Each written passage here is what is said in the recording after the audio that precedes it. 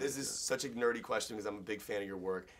Somehow you could see the Kingsmen come after Vincent and Jules from Pulp Fiction. How would that go down? Would they just be annihilated? Because I mean, they were good at what they did when they were as hitmen, but like, how do you think that would go down? All depends on whether they're dealing with professionals or not. You know, Vincent and Jules. Vincent might die. Jules will figure something out because Vincent has mental lapses. That's why he got caught in the toilet and got killed.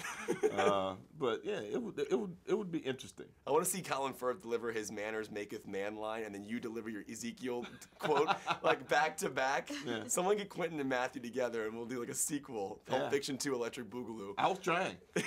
I was totally trying. Now, when it comes to villains, quote unquote villains, I talked to a lot of actors, and they always say they don't consider their characters to be villains because you have to justify what they're doing as a character. So I'm wondering, for you, do you feel the same way? Do you have to get into the mindset of what this guy's doing and justify it as the character? Do you consider him to be a villain in your mind? All depends on the story. I mean, there are stories where you know what you're doing is purely evil, and that character is doing something that's against the law that he knows it's against the law, and it's evil.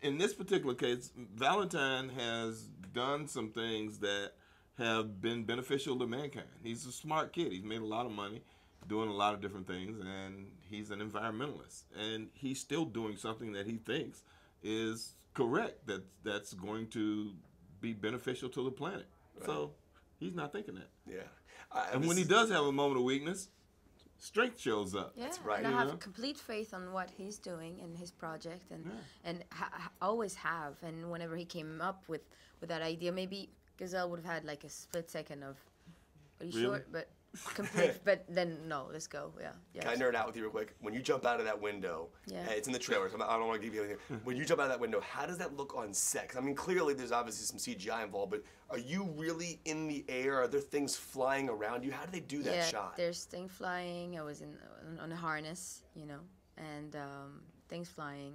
It looks like she's been doing action movies all her life, right? It's such a great shot. It really is. Yeah, it's an amazing shot. What do you each geek out about? What do you nerd out about in your real life? Like, what gives you nerd tears? Sitting at home watching, I buy, Asian films all the time, and I'll just geek out on, a great action sequence. Yes. And just start calling people, you gotta come by my house and see this movie. Yes. Remember Old Boy with that tracking shot in the original Old Boy? So awesome. I nerd out about that kind of stuff, too. Now, I was watching Merrentau last week, which is like an early film that those kids from the Raid did. So it's like all the people from the Raid are in this movie, but they're like 10 years younger. Yeah. It's kind of like... Yeah. The Raid was... Oh, my gosh.